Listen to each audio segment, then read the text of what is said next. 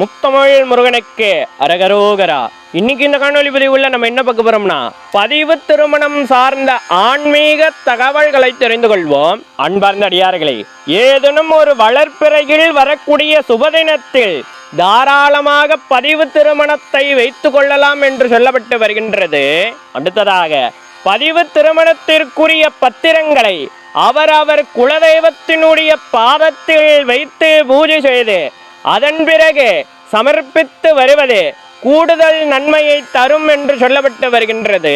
அடுத்ததாக பதிவு திருமணம் செய்யக்கூடியவர்களினுடைய குலதெய்வத்தினிடமும் அவர்களினுடைய முன்னோர்களினிடமும் பதிவு திருமண திருநாளையும் பதிவு திருமணத்திற்குரிய நேரத்தையும் பகிர்ந்து கொள்வதும் நன்மை தரும் என்று சொல்லப்பட்டு வருகின்றது.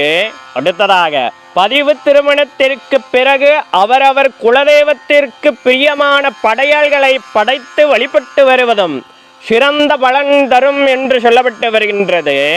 மேலும் ஒரு கூடுதல் தகவலாக பதிவு திருமணத்திற்கு பிறகு அவர்களினுடைய கண்களில் தென்படக்கூடிய திருநங்கைகளினிடம் ஆசீர்வாதம் வாங்கிக் கொள்வதும் சிறந்த பலனை பெற்று தரும் என்றும் சொல்லப்பட்டு வருகின்றது. அன்பார்ந்த அடியார்களே, சாதாரணமாக திருமணத்திற்கு எவ்வாறு முக்கியத்துவத்தை தருவோமோ அதே போலத்தான் இந்த பதிவு திருமணத்திற்கும் முக்கியத்துவத்தை தர வேண்டும் என்பதை அடியார்கள் சிந்தையில் வைத்து கொண்டு செயல்பட்டால் அத்தனையும் நன்மையாக அமையும் என்று சொல்லிக்கிட்டு மேலும் ஒரு இனிய பதிவுகள் உங்களை சந்திக்கின்றேன். இதுபோல ஆன்மீக சார்ந்த ஏதேனும் சந்தேகங்கள் இருந்தாலும் கூட தயங்காமல் கமெண்ட் பாக்ஸில் தெரிவிங்க. அடியனுக்கு தெரிந்தால் கண்டிப்பாக உங்ககிட்ட காணொலி மூலமாக பகிர்ந்துக்கிறேன்.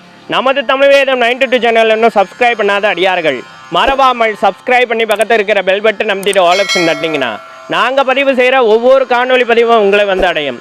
மேலும் நமது தமிழ் வேதம் 92 சேனலில் நிறைய ஆன்மீக சார்ந்த காணொலி பதிவுகள் தொடர்ந்து பதிவேற்றம் செய்து கொண்டே இருக்கிறோம். அதெல்லாம் இன்னும் பார்க்காத அடியார்கள் ஒரு முறை சென்று போய் பாருங்கள். உங்களுக்கு தேவைப்படும் தகவல்கள் அதிலும் இருக்கக்கூடும். அடியார்களின் வசதிக்காக பிளேலிஸ்டும் தயார் செய்து வைத்திருக்கின்றோம். சர்வம் ஈஸ்வரம் சகலமும் ஈஸ்வரம். நம சிவாய.